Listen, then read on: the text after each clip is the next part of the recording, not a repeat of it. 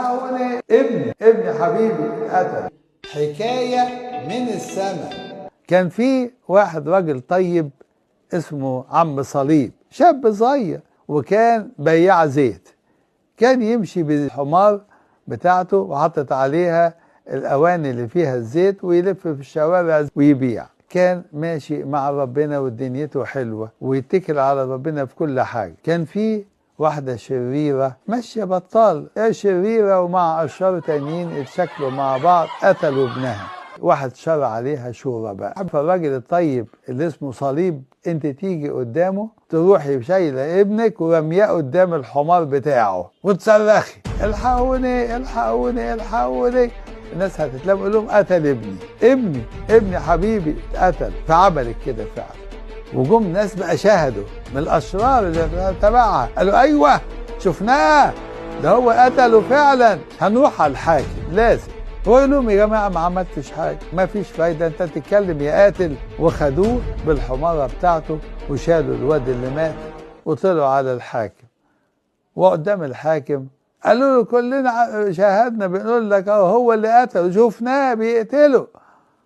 وصليب يقول انا ما قتلتش حاجه يا بيه، انا ما قتلتش حاجه. قال له طب ما هم بيشهدوا عليه. قال له طيب يا رب وصلى. بص للولد قال له قوم يا ابني، قوم قول لهم مين اللي قتلك. الواد راح قايم قام الموت. قال له انا قتلتك؟ قال له لا. قال له مين قتلك؟ قال فلان، وراح ميت تاني. طبعا الناس اتحولوا بقى، قال ايه ده راجل قديس، ده بيقوم الميتين. هو خاف على نفسه وراح متسحب وجري وساب بالحمارة بالزيت بكل حاجة هرب وراح على فين؟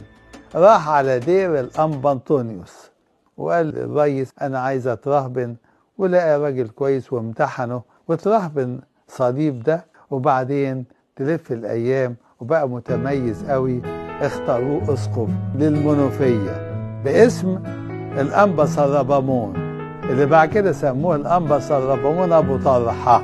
ربنا بيشتغل مع أولاده ويحافظ عليهم وينقذهم من الموت.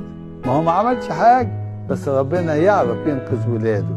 مفيش الراجل يعني راح لابس طاقية كده وقال انا اروح احضر قداس البابا كرولوس وهو بيرش الميه، اذا جت عليا الميه بتاع البابا كرولوس يبقى هخف، اذا ما جاتش عليا يبقى ايه خلاص ربنا قريب لي ان انا اعيش اقرع واموت اقرع، هعمل ايه؟ طب البابا كرولوس لما بيصلي قداس بيسيب حد ما يرش، ما يرش على ايه؟ على كل الناس. يوم راح حضر القداس والبابا كرولوس نزل يرش الميه، جه عند الصف ده بالذات ما رضيش يرش. صاحبنا الاقرع ده زعل ومتنكد، والبابا كرولوس قال يعني يا بابا بترش على صف ايه اللي انا بس. المهم اتعكنن، فالبابا كرولوس وهو راجع وقف عنده الصف قال له انت زعلان يا اقرع؟ الراجل بقى ايه اتسد كده، قال له ايوه يا سيدنا. قال له خد يا اخويا دب اخلع يا